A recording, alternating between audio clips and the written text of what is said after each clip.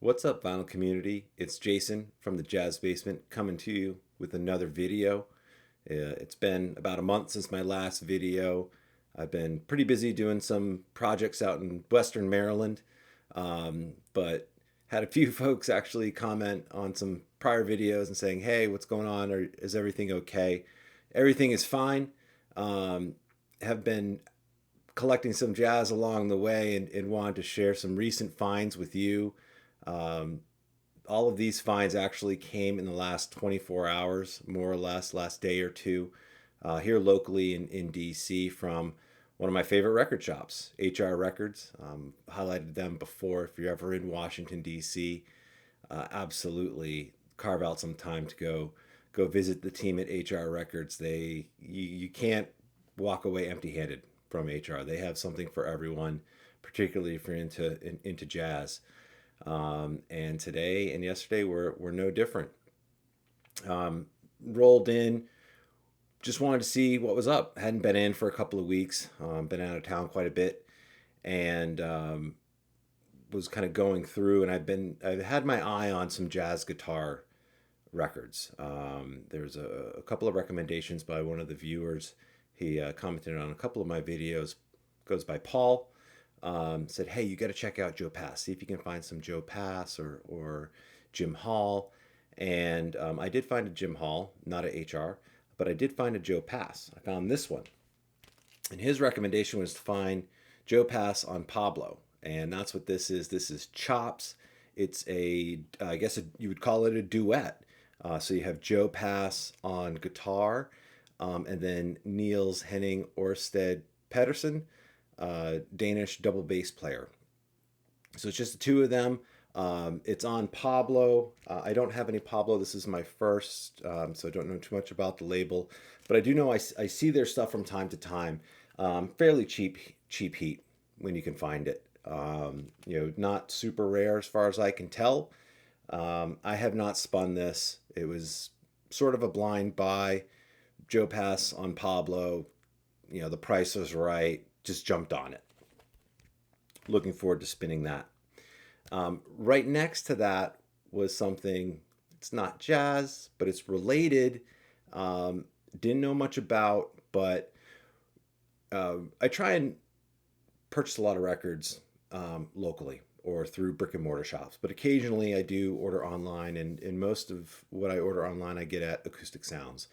And what's great about Acoustic Sounds is they have a lot, but they also have some lists, and I always look on the list to make sure, just to see what's selling, right? And one of the records that was on there was a blues record, and blues is obviously a very important genre. You don't see a lot of blues necessarily talked about in the vinyl community, or at least the channels and videos that I watch. And I don't know that much about it, but I do know that I love hard bop, and hard bop was heavily influenced by blues. So when I saw this next record, I had to jump on it, and it is Muddy Waters, Folk Singer. This record actually is pretty prominently featured on Acoustic Sounds. It's like one of the top 5 or top 10 sellers right now. They have a reissue. This is actually an original mono release on Chess. So if you're not familiar with the Chess label, this is one of their earlier ones. I think this was released in 1964, but it's got the black and silver Chess label. Muddy Waters, this is an acoustic set, I believe. I didn't do a lot of those, but this album smokes. This is unbelievable. I have had this playing all day long today. Great pickup. As you can see, it's in great condition. A little bit of surface noise, but the wax is very clean. Jacket's very clean. If you see this, this is a must own. The just phenomenal record. The fidelity is great.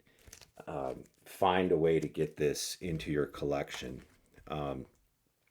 Back to jazz programming. The next three are pretty heavy hitters. I got these tonight.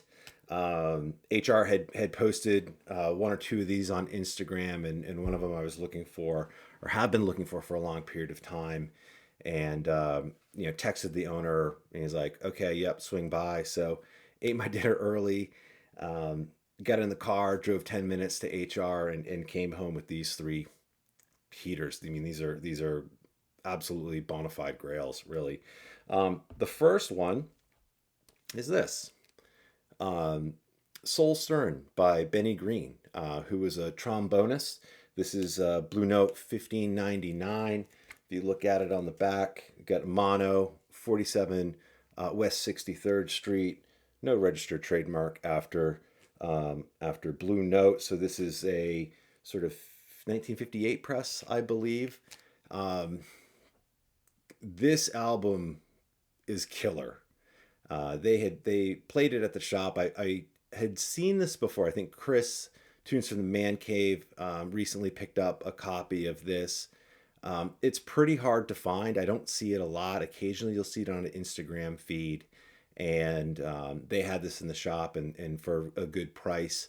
I listened to it. They put it on the platter, listened to the first track, and within 20 seconds was just like, this is coming home with me. Haven't played it at home yet.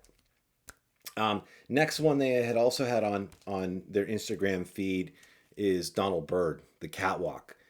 This is an original mono, I think from 1961 or 1962. What a great cover art.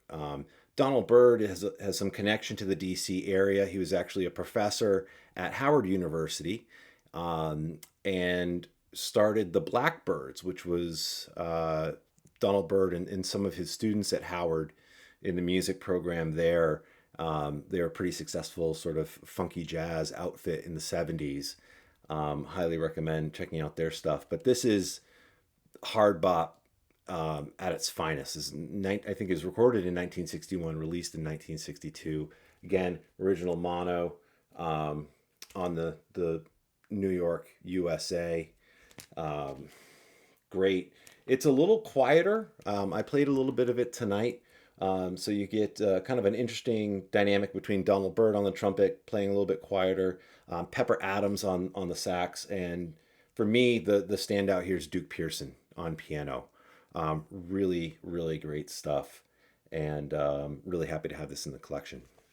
And then the last one is a very special record for me, one that it's been at the top of my want list for years. If I'm being completely honest with you, I had a later press of it that was super clean. That's going to a very close friend. I won't spoil who that is for all of you, but pick this up today. This is an original mono press of Emprey and Isles, Herbie Hancock, featuring Freddie Hubbard, Ron Carter on bass, and Anthony Williams on the sticks. Original mono, New York, USA labels. This obviously very famous for Cantaloupe Island. Many of you know that, or was made popular, I should say, in the 90s with us three kind of taking a twist of the riff, if you will, speeding it up a little bit. If you listen to Cantaloupe Island on this, it feels a little bit slow, but this is just an unbelievable record. Again, this was number one or number two on my want list for a long period of time. Really happy to have this. It's in great condition. This is cut pretty loud relative to the Donald Byrd. I played them back to back, and this feels like it's twice as loud. The music just jumps out at you. They're both original mono presses. They're both pressed around the same time. I think this is 1964. The Byrd was 1962. Both pressed at Plastilite. Both mastered and recorded by Van Gelder. But for whatever reason, this just kind of jumps out of the grooves a little bit more. I'm ecstatic. I don't know what else to say. This is unbelievable. So that's it for this haul. Again, all of these I got at HR Records in the last 24 to 48 hours. If you're ever in DC, go check them out. They will take care of you. You will not go away empty-handed. They have tons of grails. They have tons of cheap heat, everything in between. A great soul section as well, international music.